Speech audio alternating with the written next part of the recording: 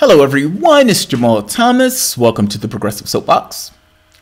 So, first, before I do anything else, if you guys enjoy the content, please feel free to share, like, subscribe. You can always support the Patreon. I do that almost automatically because I guess it's part of the show at this point.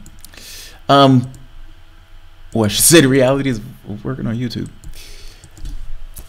Take a look at this. Take a look at this. You would love this. Oh, and by the way, even before we get started on that, right here.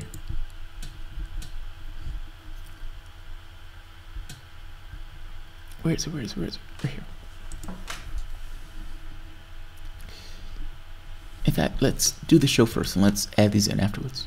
So, look at this person. This is an eager beaver. I'm going to call her an eager beaver. Let's see, flip this right here. Getting 3 breaks per my 12-hour shift, 2 breaks for my 10-hour shift, doing the job I applied for, not being allowed to work any more than 12 hours a day, no matter what shift you're on, unlike some employers making their employees pulling a double. She's more to say. She's talking about Amazon. She's, you know, this woman is an eager beaver. She's just one of two. I don't see the other two. Oh, right here, show more replies. All right. No job is for everyone, but the idea that we are systematically mistreated and underpaid is very untrue in my opinion. I simply wouldn't stay somewhere that abused me or underpaid me in my effort. Oh God, that's nonsense. That's nonsense. Of course, people will work at jobs that they'll be exploited, especially if they don't feel like they have a choice of working at any other job. I would imagine that part of the anger that people experience in this society itself is having a factory that you've worked at for God knows how long get shut down, and then have the indignity of working at Walmart, getting paid $12 an hour when you used to get paid $18 an hour prior. Yeah, people can be at jobs where they'll be ruthlessly exploited. I don't know why that's an amazing thing. But I want you to get at the joy in her voice at working for Amazon. Isn't this a little weird? Like, look at the language. Look at the diction. Look at the way that she's saying certain things. What person do you know that ever worked at a job has ever uttered the words, getting 3 breaks per my 12-hour shift? Yes! Yes! I'm getting 3 breaks for my 12-hour shift, buddy. 2 breaks, by the way, in case you wanted to know. Nobody, I don't know who asked. For my 12-hour shift, doing the job that I applied for. Oh, okay, Winkle. Winkle. Yes, Winkle. So Winkle was antagonizing this person. I love this. Winkle, by the way, shout out to Winkle the Bernie Bro for pointing this out, because I was watching his Twitter feed when this came up. And I love that he pointed this out. Not being allowed to work any more than the 12 hours a day, no matter what shift you're on. Unlike some employers making their employees pulling a double. I love that, right? Who loves their job at Amazon just that much to speak in those odd robotic terms in describing Amazon? No real human being would do that, because no real human being is doing this. Yes, there's a person that's sitting there, and yes, there's a person that's typing that, but the consciousness behind it is entirely mechanical. Amazon is using its great wealth to essentially get robots to write stuff positive about it on Twitter. Isn't that awesome? There's a restaurant that my wife went to one day, my wife and I, and as we sat in a chair, I'm sitting in a chair, and I always feel a certain way when I sit in chairs in restaurants, because I always feel like the people who are here are being underpaid and they're being ruthlessly exploited. And so if I'm sitting here and I'm eating dinner here and they're bringing me my meal here, to some degree I'm adding into the ruthless exploitation.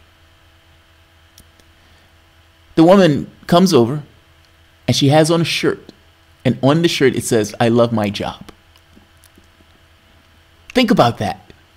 The person can't even get across what she actually feels about a particular situation.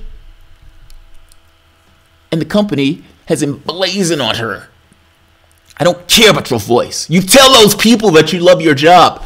And you know what? I don't even want you to do it, because I don't fucking trust you to tell those people how much you love your goddamn job. So I'm going to put it on your shirt. I'm going to emblazon it on your back. And when you go into these places and people see you as you walk about the restaurant that I own, how much you love your job. Isn't this somewhat the same?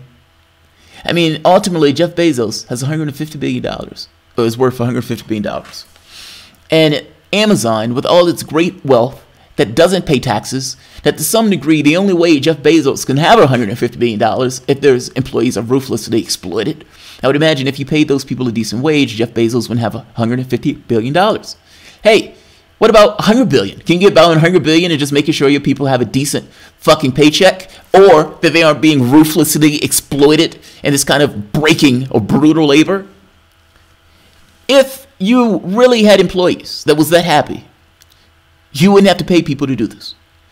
This is kind of like the compound thing.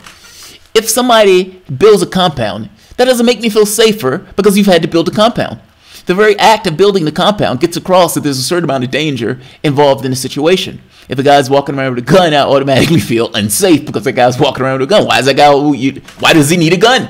Well, you know, who the fuck is around here that's going to cause some problems? But that guy feels he needs his gun. The very act of doing certain things gets across other things, often in contradictory terms of the thing that the person is doing. The very act that you would pay somebody to do this gets across a level of failure in this regard.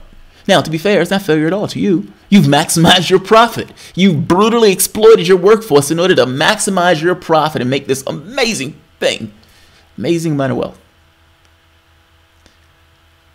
And now the ridiculous indignity of having to pay somebody to get that. I guess my point to this is, this looks utterly ridiculous.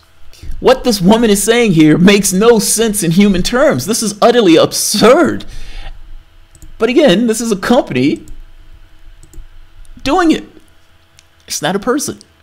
Yes, there is a person sitting there. Yes, that person has a head and a brain and eyes. That person is using their fingers, but ultimately that person is being utterly controlled by Amazon. For all intents and purposes, it wouldn't be any different than if Amazon put a chip in their heads, slam the back, hit them in the back to cut them on, and let them go. They're robots. They're robots. This is pathetic. This is utterly and entirely pathetic. You're paying off human beings to lie to other human beings about the brutal conditions at your particular factories that at this point everybody knows. And on top of that, not paying taxes.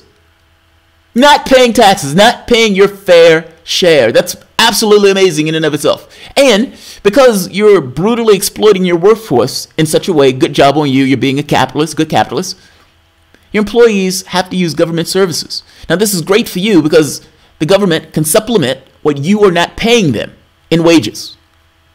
Isn't that awesome? Isn't that awesome? Amazon, everybody. Amazon. I'll leave it here. I don't want this one to go long. Let me say this. So earlier on Balthazar, I love this. Endorsements.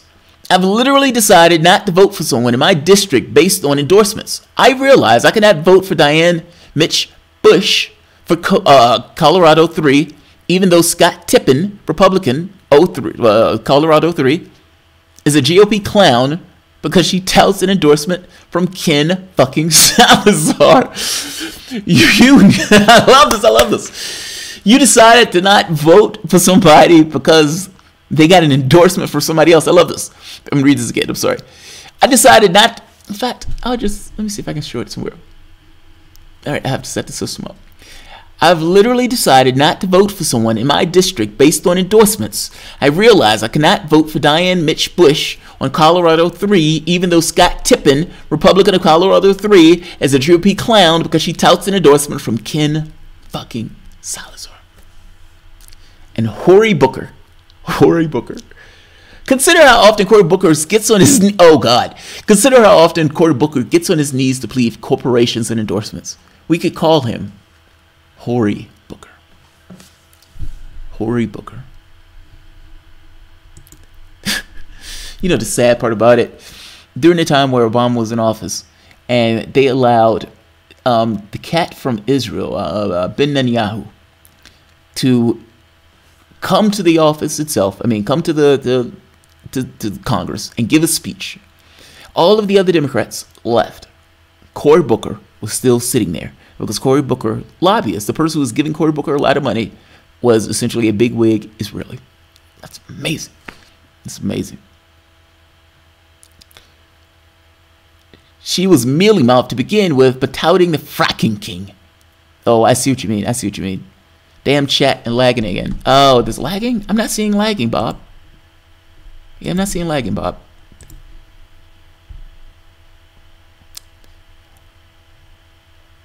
All right. 8 hours is too long.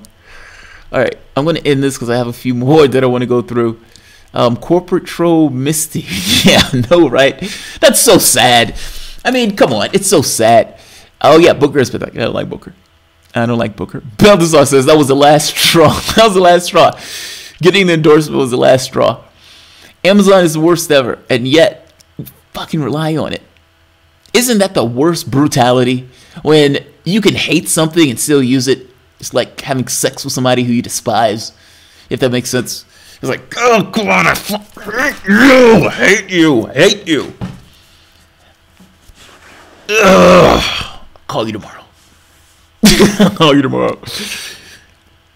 I'm not going to pretend I even know who you are, but call me tomorrow. Yeah.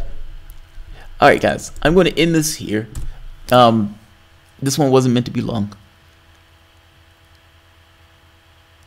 Kinky.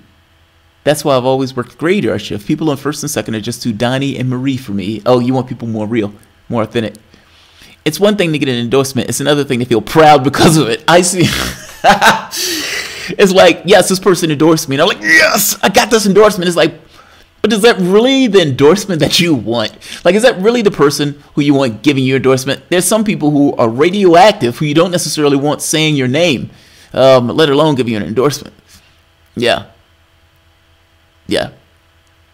Wake me for the revolution. Fucking A, Bob. Fucking A. Alright, guys. I'm going to end this here. If you guys enjoy the content, please feel free to share, like, subscribe. You can always support the patron. I have more to do. I wanted to get the quick ones out the way. The other ones require a little bit more thought. Thanks, guys.